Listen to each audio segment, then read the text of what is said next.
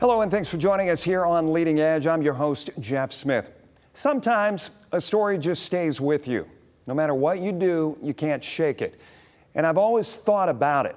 This week, Toledo lost Ashley Fonseca, also known as Ashley Morris. Now, you may not know her name, but many of you might remember her tale. She was the brave 10-year-old who survived a horrifying attack in 1998, the day her mother was killed just feet from her. 2 years ago, Ashley sat down with us, courageously revisiting that pain to honor her mother's memory and to show how far she had come. She asked at the time that we fuzz her face, and now tragically, Ashley's own life has been stolen in what appears to be another senseless act of domestic violence. We remember her strength, we mourn her loss, and today we pray that she has finally found peace. Once again, the scenes from 1998 that you're looking at there on your TV screen. Obviously, there are hundreds of cases where we need to draw attention to domestic violence and resources available. But our opening will focus on Ashley, and we wanted to share with you a group that we have assembled here today. I thought it was important to make this a big one and have a big conversation about what we're focusing on. Let me introduce who we have here with us. Dr. Christy Jenkins joining us immediately to my left from the Family and Child Abuse Prevention Center. Next to her, Annika Alls, also from the same unit. Kathy Mull from the Cocoon in Wood County. And down on the end, Fonda Royster from Open Arms Transformation Living. She is the founder of that organization. Ladies, thank you so much. I consider this because, and Dr. Jenkins, as I was telling you, I don't have a whole lot of followers on Facebook, but the ones I have went crazy about this moment. I posted about Ashley, about losing her, about domestic violence, and all of a sudden it became cathartic for all of the followers. In fact, they shared it hundreds and hundreds and hundreds of times. Yes. Why is that a moment to resonate? I think why it's so hard for people is that they see the cycle continuing. And so she, as a child, survived a domestic violence situation that took her mother, and then as an adult ends up in a domestic violence situation that takes her life. And so it's just so hard for folks to see that that cycle was not interrupted, and that she wasn't able to live a full and great life after everything that she had been through. And the domestic violence that was modeled for her was indeed what she got into as an adult. She had been posting, Fonda, I want to get you in on this. She had been posting the day before, the day of, almost a cry for help, talking about how bad things were for her. But what I wanted to ask you, and you deal with young people all the time, when you look at somebody that's been exposed to this at a young age, can you break that cycle? How do you break that cycle? The cycle can be broken. However, it can be challenging if you don't have positive people, safe environments. I have found that the young ladies and young men that we serve, that this dysfunction of domestic violence, it becomes their normalcy, right? This is what they see in the household. No mom or dad doesn't feel good having a busted lip or eye or whatever the case may be, but that is all they know. There is nobody to tell them most of the time, this is not right, you deserve better. I also work at juvenile court as a domestic violence specialist. I have grown women telling me, because that's the majority of who I serve, I was raised, he beat me because he loved me, Miss Fonda. So you have 20-year-olds, 30-year-olds, 50-year-olds, 60-year-olds with this mindset. So we can't expect them to just erase that thought. And I wanted to add on with that cry for help. I am very annoyed when there is a reactive motion, but not proactive. Because for me, if I would have seen that, it's an automatic, I'm reaching out to you. What do you need? How can I assist you? I think, especially with this social media, we become so desensitized, like, oh, it's just another thing, she just bitten, whatever the case may be. So then when something happens, is somebody wants to tell their story, which is fine. Right. But again, let's break the cycle of not just domestic violence, but how we handle it. Right. And let's not get in our emotions, and then it's this big thing, and then next week it goes away. And Kathy, obviously there are hundreds, there are thousands of cases. Ashley sticks out because of our connection to her, my connection to her. In fact, there were weeks upon weeks after we sat down with her in 2023, I just sent her an email just to check in on her because of what she's been through. Did her situation, losing her mother at such a young age, being attacked as a 10-year-old, did that set her up? Does that set others up for this vulnerability later in life? Well, and I think, Fonda said it so well. I think that what we know is that, when we have children who are growing up in homes where they're witnessing violence or maybe even experiencing violence themselves, and particularly in her case, something as tragic as losing your mother, right, that we then do become more susceptible to finding ourselves in relationships where we're going to experience violence ourselves, because that's the model that we've seen, that's the home that we've grown up in. But I think the other thing that's really important for us to talk about is that it's also extremely difficult to extricate ourselves from abusive and unsafe relationships. And anybody can find themselves in abusive relationships. I do think that, when we see children who are growing up in homes where they're experiencing it again, that they maybe become more vulnerable or more susceptible. But I think once anybody finds themselves in a situation where they're experiencing violence, it's really easy for us to say, you need to end that relationship and get out. Does it start with a phone call? Does it start with, as Fonda said, she would have noticed that post on Facebook, reached out. So who's responsible for making the initial contact, especially when they come your way, or Christy, when they come your way? Yeah, and I think the simple answer to that is anybody.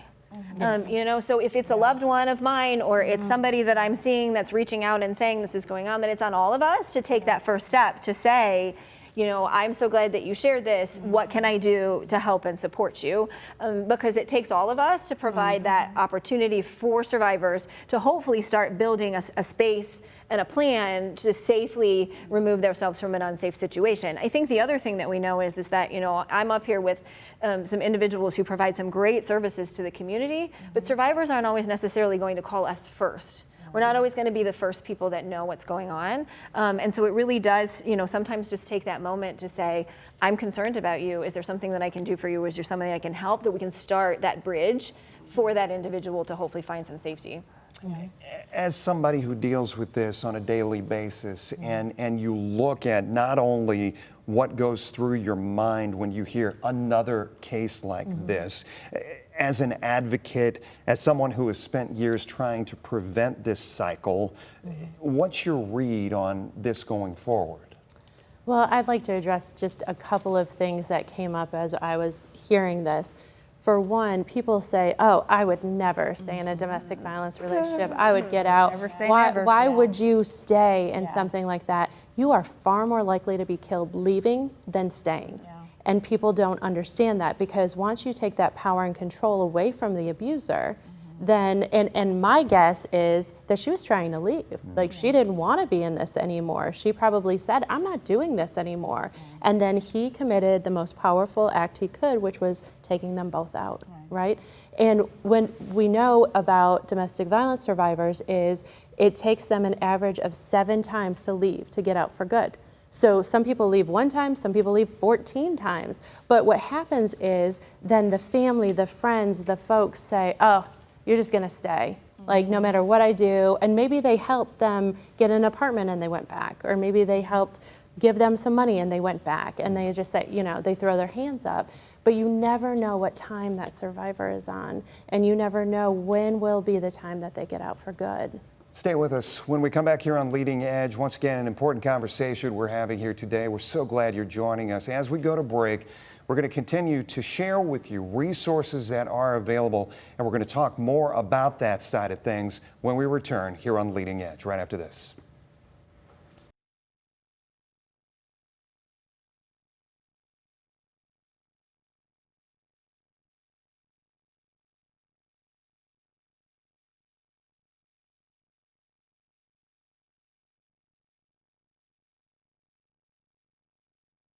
Welcome back here on Leading Edge, once again talking domestic violence prevention and also resources that are available. We have assembled what is a fantastic panel here locally representing a number of organizations throughout the Toledo area. You were talking specifically when we went to break about people recognizing what's going on. And Fonda, you said, you were starting to say about empathy and people recognizing what's happening. Is it on others to be the eyes and the ears? Is that what you're saying? Yes, I am the first point of contact between helping a survivor, linking her up with resources, such as legal resources, health, whatever the case may be. Now, what if that mom had a conversation with me? Because a lot of times, too, they have had negative experiences because you keep going to them, then you coming back for help. But what if they had a conversation with me and I'm, what? Right. Okay, all right. Is mom or dad most likely going to be open to even considering leaving? How do you, let me ask this question, maybe this is a loaded question, but how do you get through to somebody who is going through this cycle to tell them it's not good? And how do you provide them the strength to get out of a bad situation? First of all, I think it doesn't start with getting hit. It starts with control. It's Right. some amount of a little thing. And it builds and builds and builds until it gets to a point where it gets too dangerous. So the aspect of control is what is at stake here. And for us, that's pretty much what it is. It's definitely control, and it's one little thing at a time, and you find yourself in a detrimental situation. What is the biggest misconception that you think the public has about domestic violence as it exists? And as it exists here in Northwest Ohio and Southeast Michigan? Say again? It has a face. We stereotype domestic abuse with a certain economic class, or It happens in those zip codes. right. It happens over there to those people. Correct. And I'm here to tell you that it happens in Perrysburg, and it happens in Sylvania, and Right. it happens in Ottawa Hills. Right. And sometimes folks just are able to sweep it under the rug a Correct. little better than other folks because Yeah. they have the means to do so. Yeah. And another myth I hear is, well, But obviously. hold on, I'm sorry. going to jump on that. Yeah. Yeah. What does that mean, they have the means to do so? Because having money doesn't mean that you can tuck something under the rug, does it? So what it means is... Or is that another tool? So maybe they have the means to go to a hotel that night. Right. Or they have the means to get an apartment and try and figure things out where gotcha. maybe some of our survivors, they don't have an education and they don't have a place to go. And They so... don't have a car. Yeah. Not the breadwinner. Yes. Right. Yeah. No, I appreciate you Right. explaining that because that made sense. Fonda, you were going to jump in. I thought there was something you were going to point out, just from a standpoint of it going everywhere. It doesn't choose faces. It doesn't choose neighborhoods. It doesn't discriminate. It doesn't Right. care if you have both hands, one toe, you heterosexual, homosexual, whatever the case may be. But I need people to realize too, because I hear that myth of he or she can leave when they want to. Nobody is a child typically and grows up and says, I'm gonna get knocked upside my head. This is what I'm gonna do. Right. No, things happen. But I think also that's why it's important that young ladies and young men from down here learn what self-esteem is, get that validation. You've also pointed out a couple of times, this is not, obviously, Ashley, we're talking about her. However, there are men involved as abuse victims as well. Is that what you're pointing out? Absolutely. But again, DV doesn't discriminate, so it's not just the men that's the abuser. Yeah. There are some women that are the abusers too. Kathy, talk me through the process. Somebody finding the resources available to them. How did they go through this? What is the steps they need to take? And so when somebody reaches out to us, I mean, it really truly is the first phone call. And so it's helping survivors find the courage to reach out and make that first phone call, and typically to somebody that they don't know on the other end of the line. And then, that survivor trusting that that person on the other end of the line is going to have the empathy that Fonda was talking about, is going to be there to help support them through that process. But I think that the part that's so critical about that is that when survivors call and reach out and ask for assistance, that the first thing we do is validate. So validate whatever it is that they're experiencing, validate whatever it is that they're feeling about what they're experiencing, and then if it's legitimate, this is more than just a timeout. This is about education as well, correct? Absolutely. And so, sometimes we get calls where somebody is saying, this is going on in my relationship. I don't even know if that's okay. Is that normal? Is that what happens in other people's relationships? And so it gives us as an advocate an opportunity to have that conversation, to say, no, when your partner is controlling everywhere you're going and wanting to know who you're with at every moment and doesn't allow you access to finances, like those are not normal things that happen in relationships, so that we can start that education process. But part of what we do in that education process is that we know that domestic violence is all about power and control, which means that the survivor has lost all control. So we want to help give control back to the survivor. And so that's what that conversation looks like, is so what do you need to be able to move forward, and what do you need to be able to move forward safely? Because I think that's one of the big misconceptions that's out there, is that once I've made the decision to leave, well, I just pack up my stuff and I go and it's done. She stepped on something. I want you, we've got about 30 seconds in this segment, but getting through to somebody to let them know that what they're going through is not normal. Yeah, so I think one of the biggest things that happens is if someone's not being hit yet, they don't think it's domestic violence. Correct. And so they could be emotionally abused, psychologically abused, verbally abused, spiritual abuse. They could be financially abused. The children could be used as pawns, all these things, but because they haven't been hit, they do not think it's domestic violence. Right. When we come back, I want to talk a little bit about policy, funding, and public support as far as the work that these women are doing and their organizations are doing here in Northwest Ohio. We'll be back right after this.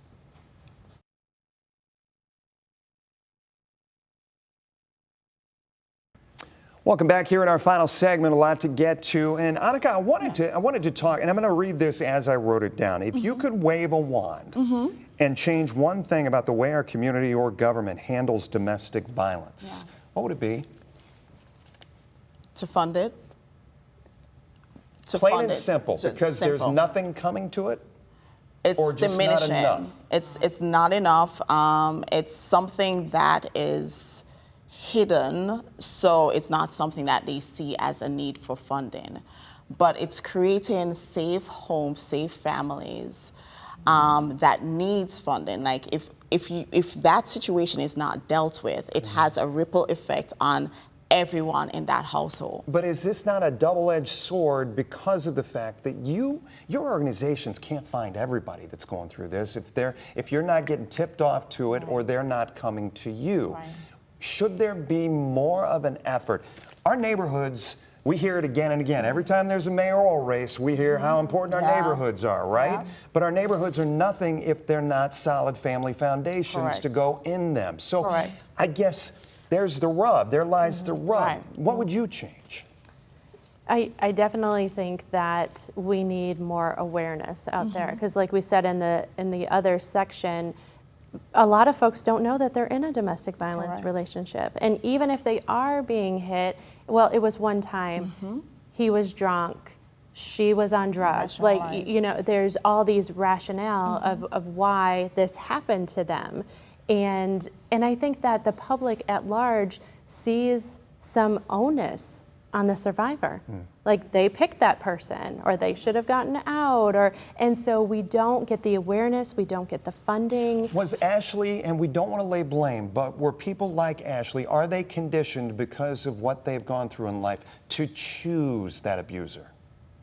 So I wouldn't say that it's 100% of the time, but I would say you're far more likely to end up in a relationship that doesn't have good boundaries, that you can't speak up for yourself, that you end up in relationships where when the power and control happens, you don't even know it's coming. So it might start out with, oh, I'm gonna give you the love that you've never had.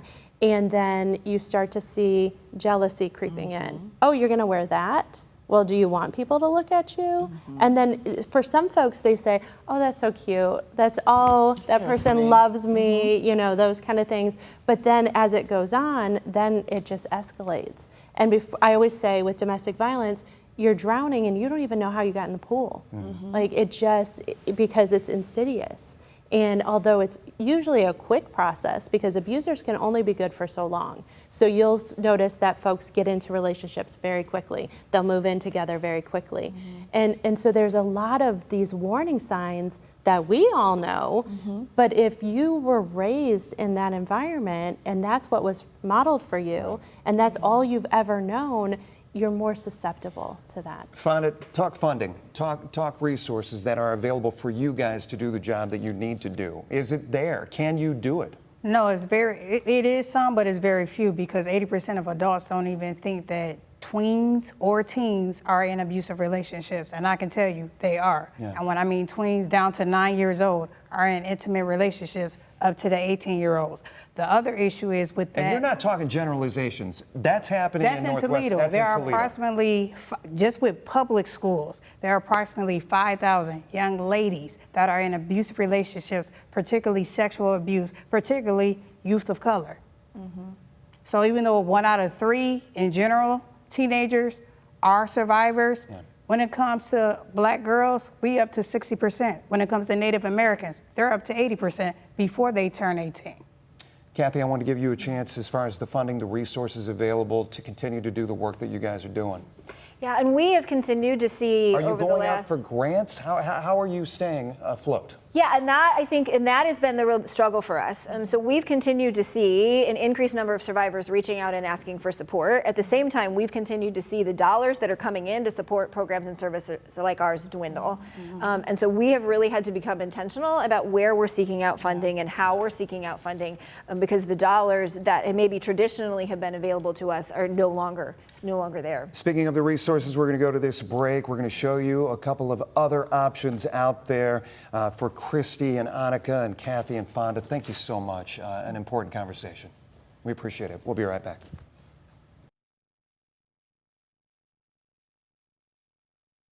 As always, if you missed any part of our show, you can find us on the WTOL 11 YouTube page as well as WTOL 11 Plus. My name is Jeff Smith. We hope to see you next time on Leading Edge.